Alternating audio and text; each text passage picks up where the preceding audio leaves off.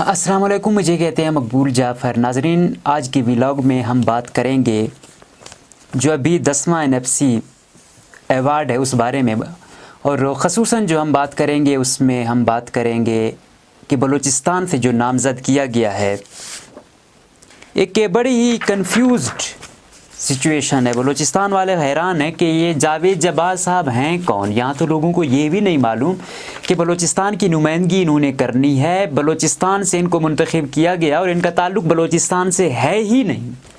لوگ تو یہاں تک بھی کہہ رہے ہیں کہ اگر ان سے پوچھا جائے تو شاید یہ بلوچستان کے 5 شہروں سے زیادہ شہروں کے نام بھی نہ بتا سکے، اور لوگ کہتے ہیں کہ کراچی ڈیفنس کے علاوہ شاید ان کا تعلق کہیں سے بھی نہیں ہے۔ اب اگر میں بات کروں کہ یہ کیا رہ چکے ہیں، یہ 3 مرتبہ وفاقی کابینہ کا حصہ رہے ہیں، سینیٹر رہ چکے ہیں، اس کے علاوہ یہ مشرف کے مشیر رہ چکے ہیں۔ وہ مشرف جس نے بلوچستان میں خونی کھیل کھیلے ہیں، وہ مشرف جس کی جو آگ یہاں خون کی ہولیاں جو اس نے اپنے دور میں کھیلی، آج تک اس کا خمیازہ پورا پاکستان بھگت رہا ہے، اور بلوچستان والے تو بھگتتے ہی چلے آ رہے ہیں۔ تو ایسے بندے کو منتخب کرنا تو یقیناً ایک پیغام دینا ہے کہ آپ ابھی تک اتنے وہ نہیں ہوئے ہیں، مزید ہم آپ کو برباد کرنے کے لیے وہی لوگ کسی نہ کسی صورت میں آپ پر مسلط کرتے رہیں گے۔ اور اب جب یہ ایوارڈ جو ہمارے پچھلوں کی اتنی قربانیاں تھیں ان کو رائیگاں کرنے کے لیے اس کا چناؤ کیا گیا ہے۔ یہ دانشور بھی ہیں، یہ ادیب بھی ہیں اور فلم ساز بھی ہیں۔ 2 فلمیں بھی یہ بنا چکے ہیں صاحب، وفاقی وزیر اطلاعات بھی رہے ہیں۔ مطلب فائنانس سے ان کا کوئی تعلق نہیں ہے، نہ ان کی ایجوکیشن فائنانس کی ہے، نہ ان کو کوئی اکانومی کی سمجھ ہے۔ ان کا کالم وغیرہ لکھتے رہے ہیں، وزیر اطلاعات رہے ہیں، تو ڈائیورٹ کر لیتے ہیں باتوں میں۔ یہاں تو بات گیم باتوں والی تو نہیں ہے نا، یہاں تو بھائی فائنانس کا مسئلہ ہے۔ آپ کسی ایکٹیو بندے کو جس کو فائنانس کی سمجھ ہو اس کو لے آؤ۔ پورے بلوچستان میں آپ کو کوئی نہیں ملا تھا کہ ایک اور بندے کو آپ نے منتخب کیا گیا، اور ایک ایسا بندہ جو مشرف کا مشیر رہ چکا ہو، تو پھر اس سے آپ اندازہ لگا سکتے ہیں کہ یہ بلوچستان والوں کو کیا پیغام دینا چاہ رہے ہیں۔ بڑے افسوس سے یہ کہنا پڑتا ہے۔ اب اگر ہم بات کریں 7ویں NFC کو، جس میں یہ 18ویں ترمیم بھی آئی تھی اور اس میں اس کو آئینی تحفظ بھی دیا گیا تھا، اس وقت بلوچستان میں اصل میں سب سے پہلے تو آپ کو، کیونکہ یہ ایسا ٹاپک ہے ہر عام بندے کی سمجھ میں آتا نہیں ہے، NFC ہے کیا؟ National financial commission. تو اس کا یہ ہے کہ قومی مالیاتی کمیشن، اس میں یہ ہے کہ کس طرح ہم نے وسائل کی تقسیم کرنی ہے۔ جب پاکستان اور موجودہ پاکستان اور بنگلہ دیش جب ایک ہی پاکستان تھا، تو اس وقت جب وسائل کی تقسیم ہوتی تھی تو وہ ہوتی تھی رقبے کی بنیاد پر، کیونکہ ہم ویسٹ پاکستان تھے تو ہمارا رقبہ زیادہ تھا تو ہمیں بجٹ زیادہ ملتا تھا۔ انفارچونیٹلی جب بنگلہ دیش علیحدہ ہوا، اس کے بعد پھر تقسیم کیا ہوئی، آبادی کی بنیاد پر چلی گئی۔ پھر پنجاب کی آبادی زیادہ تھی، اس کو زیادہ فنڈ ملنے لگ گیا، اس کو 56% غالباً 56% مطلب پیسہ اسے ملتا تھا۔ باقی صوبوں کو پھر آپ وہ کر سکتے ہیں کہ اس میں وفاق نے بھی لے جانا ہے اور باقی صوبوں کو کتنا کوئی بچتا تھا۔ تو جب 1973 کا آئین بنا، اس کے مطابق یہ NFC بھی وہ کیا گیا، تو اس میں یہی کہا گیا تھا کہ ہر 5 سال بعد مطلب اس پر اجلاس ہوگا، اس کو دیکھا جائے گا۔ لیکن بدقسمتی سے ایسے چلتا رہا، اس پر کوئی توجہ نہیں دی گئی۔ پھر مشرف سے پہلے 1996-97 میں ایک دفعہ ہوا تھا، مشرف نے جسٹ ایک نوٹیفیکیشن جاری کیا تھا، اس کے بعد پھر اس کو آئینی تو جو ماہرین ہیں وہ اسے ایکسیپٹ ہی نہیں کرتے کہ یہ واقعی کوئی NFC ہے۔ اس کے بعد پھر پیپلز پارٹی کی جب حکومت آئی تو 7ویں NFC میں انہوں نے اس پر کافی وہ کی۔ پہلے آبادی کی بنیاد پر تھا، انہوں نے جو پھر بعد میں عوامل بنائے اس میں کیا شامل تھا کہ آبادی کے ساتھ ساتھ پسماندگی بھی شامل ہے، نمبر 2 رقبہ بھی شامل ہے، انورس پاپولیشن ڈینسٹی یعنی پھیلی ہوئی آبادی پر مناسبت رقبہ شامل تھا، تو مطلب یہ ہے کہ کتنے رقبے پر آبادی کتنی ہے، پاپولیشن ڈینسٹی جسے کہا جاتا ہے، تو ان چیزوں کو دیکھ کر پھر بنایا گیا۔ تو پھر اس کے ساتھ ساتھ یہ تھا کہ human development index, food security, اس حوالے سے جب چیزیں آتی گئیں تو باقی صوبے، کیونکہ جب ایسا تھا تو باقی صوبے رضامند نہیں تھے کہ آبادی کی بنیاد پر آپ اس کو دے رہے ہیں۔ بلوچستان 46% ہے رقبے کے لحاظ سے، اور اس کو 5% بھی نہیں ملتا، تو کہاں جائیں یہاں کے لوگ؟ تو ان کی زندگی بد سے بدتر ہی ہوتی جا رہی تھی۔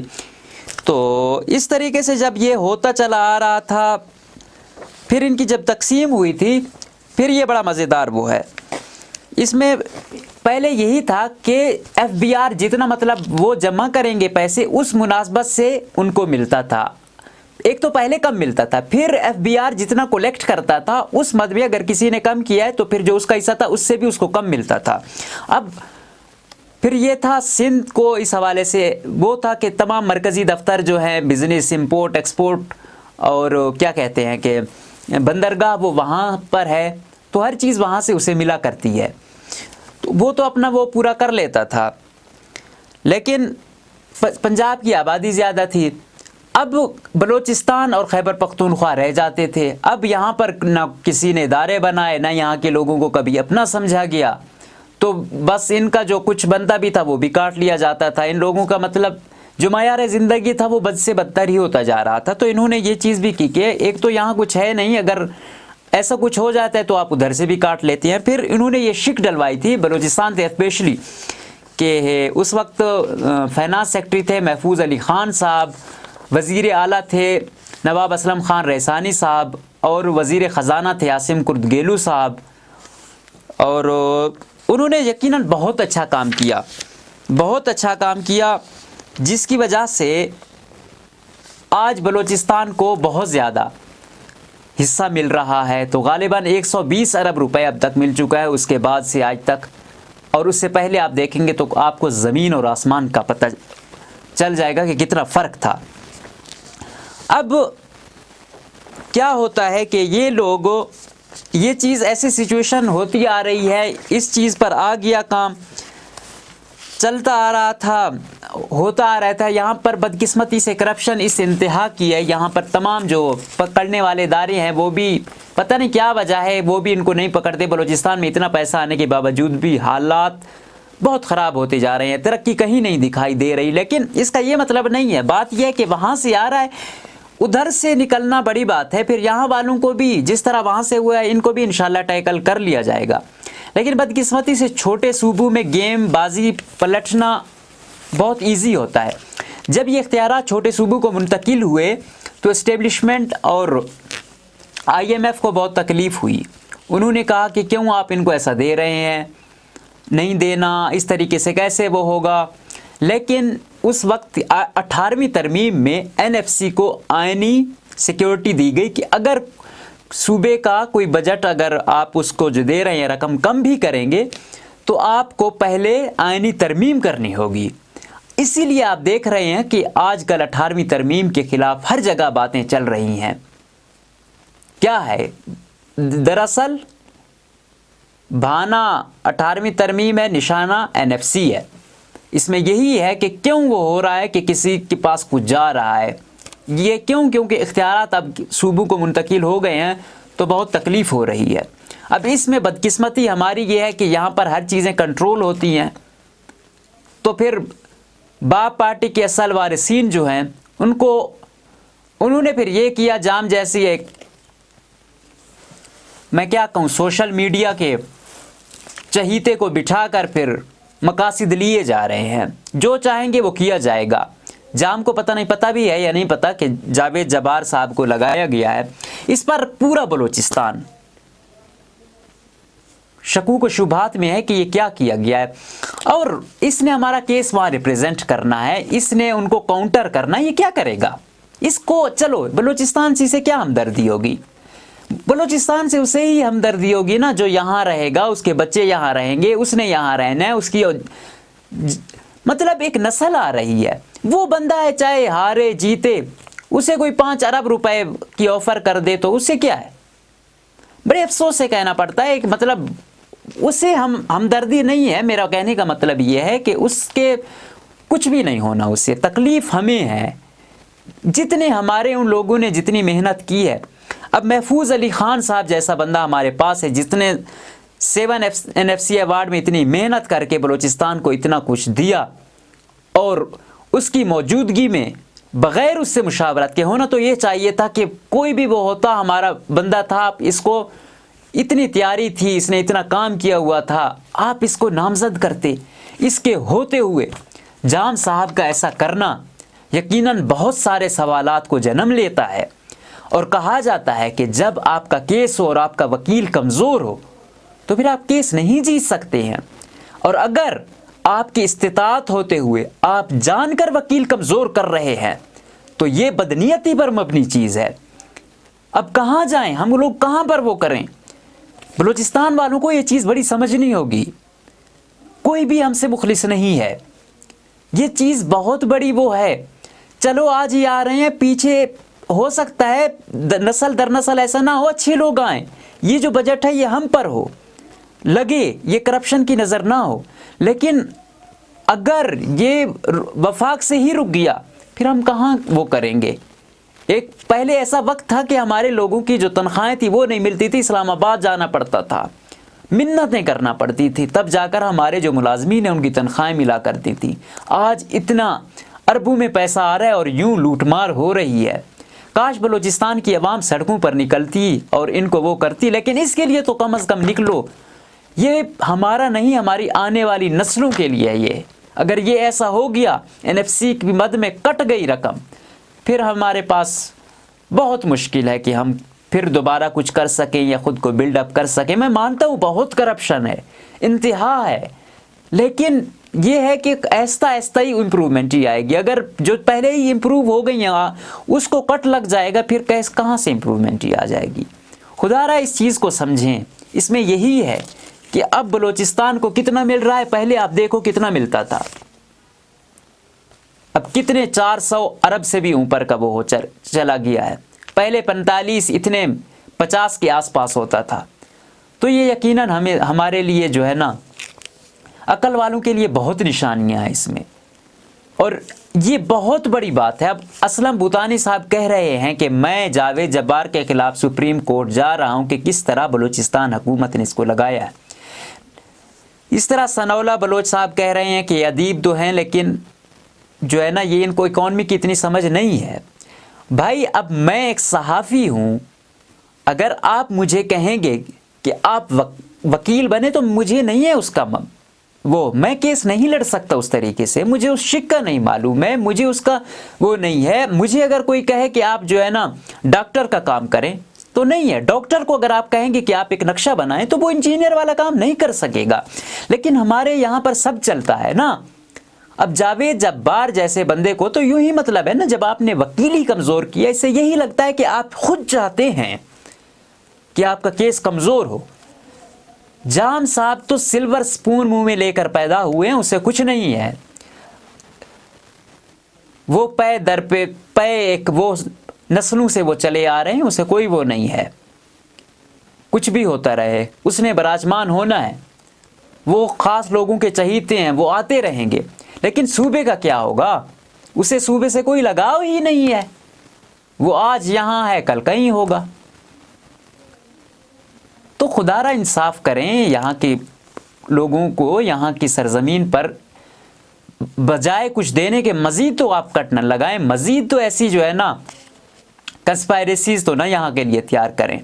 اب یہ اس طریقے سے یہ چیز کی جا رہی ہے, اور یہ آخری وقت ہے. اگر آپ بلوچستان کے لوگ اس کے خلاف نہیں نکلیں گے اور وہ نہیں کریں گے, اور محفوظ علی خان صاحب جیسے لوگ جو ہمارا اصل سرمایہ ہیں, جن کی اتنی محنت اور کاوش ہے, بجائے ہم اپنے لیونگ لیجنڈز کو جو ہے نا ان سے کام لیں, ان کو خراج تحسین پیش کریں, الٹا ہم ان لوگوں کو جو ہے نا ان کی جو محنت ہے ان کی زندگیوں میں ہم ان کو جو ہے نا یہ دے رہے ہیں کہ تم لوگوں نے جو محنت کی ہے اس کا صلہ یہی ہے. ہم یوں ان کو ذلیل کرتے ہیں اپنے لوگوں کو. افسوس سے کہنا پڑتا ہے, اگر محفوظ علی خان صاحب نہیں ہے, کوئی اور آپ ایسا اچھا سا بندہ وہ کریں. چلو موجودہ سیکرٹری آپ فائنانس کو ہی لگا دیتے. اس کے ساتھ ساتھ آپ اسپیشل سیکرٹری فائنانس لال جان صاحب جیسی شخصیت کو ہی بھیج دیتے، لیکن نہیں نا، لگتا یہی ہے کہ انہوں نے فیصلہ ہی کیا ہوا ہے کہ ہم نے یہ کیس جان کے کمزور کرنا ہے یا ہارنا ہے، اس لیے ایسے بندے کا چناؤ کیا گیا ہے۔ نہ اس کو معیشت کی سمجھ ہے، نہ اس کو بلوچستان کا کوئی پتہ ہے، نہ اس کو بلوچستان میں کوئی انٹرسٹ ہے۔ تو اب کیا کر سکتے ہیں ہم؟ کیا جتنا بھی ہم کہیں بہت افسوس ہوتا ہے مجھے۔ تو آپ دیکھ سکتے ہیں ہمارے ریسورسز، سوئی کی جو وہ ہے سب سے زیادہ وہ ہمیں دی جاتی ہے، جو ہمارے نیچرل ریسورسز ہیں ان کے جو نرخ ہیں سب سے کم ہمارے صوبے کو دیے جاتے ہیں، کوئی پوچھنے والا نہیں ہے نا۔ ایسے لوگ لاتے ہیں، دنوں میں پارٹیاں بنتی ہیں، پھر جو دنوں میں پارٹیاں بناتے ہیں وہ دنوں میں بھی فیصلے بھی کرواتے ہیں، پھر ایسے ہی لوگ لاواتے ہیں، پھر یہ لوگ بس ڈمی کا کام ہی کرتے رہتے ہیں۔ اب آپ خود دیکھیں، اب کیا کہیں ہم ایسی صورتحال پر؟ افسوس کے علاوہ کچھ نہیں کہا جا سکتا کہ جنہوں نے محنت کی ہے، جنہوں نے وہ کیا ہے، ان کو ہم کیا پیغام دے رہے ہیں ایسے وقت میں جب ہمیں مزید ترقی کی ضرورت ہے۔ آئے روز آپ دیکھتے ہیں کتنے ایکسیڈنٹ ہو رہے ہیں، اتنے تو دہشت گردی سے ہمارے لوگ نہیں مرے جتنے کوئٹہ سے کراچی شاہراہ، کوئٹہ سے ڈی جی خان شاہراہ، کوئٹہ سے ذوب شاہراہ، جتنے ہمارے لوگ جان کی بازیاں ہار رہے ہیں۔ ہر دوسرے گھر سے روڈ ایکسیڈنٹس کی وجہ سے کوئی نہ کوئی مر رہا ہے۔ کیا گیم ہوئی ہے سی پیک میں ہمارے ساتھ؟ تو خدارا اپنے حق کو پہچانے، اپنے حقوق اور فرائض میں فرق کرنا سیکھیں۔ آپ کو پتہ ہو کہ کیا ہو رہا ہے، کچھ پڑھیں، کچھ شعور آئے، کچھ سڑکوں پر آئیں، پتہ تو چلے کہ یہاں غلط ہوا ہے تو لوگ اپنے حق کے لیے سڑکوں پر آئے ہیں۔ اگر آپ لوگ صرف فیس بک تک بھی اپنی وہ نہیں کر سکتے تو پھر یہی ظلم ہوتا رہے گا اور ہم کچھ بھی نہیں کر سکیں گے اور ہماری حالت بدترین ہوتی جائے گی۔ بس یہی گزارش ہے کہ اپنے حق اور اپنے فرض کو سمجھیں، فرض شناس بنیں، اپنے جن لوگوں کی کاوشیں ہیں ان کو سراہیں، ان کو اپریشیٹ کریں، اور جو آپ کی یوں بربادی کے ایسے فیصلے ہوتے ہیں، یہ جو ایوانوں میں بنتے ہیں نا، یہ ہماری اور آپ کی بربادی کے فیصلے ہوتے ہیں، اور جو ایسے لوگ بناتے ہیں نا ان کا مقصد یہی ہوتا ہے کہ ہم لوگوں کو مزید برباد کیا جائے۔ اور غالب نے غالباً آج سے کوئی سینکڑوں سال پہلے اسی وجہ سے ہی یہی جملہ کہا تھا کہ ہوئے تم دوست جس کے دشمن اس کا آسماں کیوں ہو۔ تو جام صاحب جیسے ہمارے وزیر اعلیٰ کے ہوتے ہوئے ہمیں کسی اور دشمن یا ہمیں اور اس کے وہ نہیں، وہ کہتے ہیں نا کہ نادان دوست سے دانا دشمن ہی بہتر ہے۔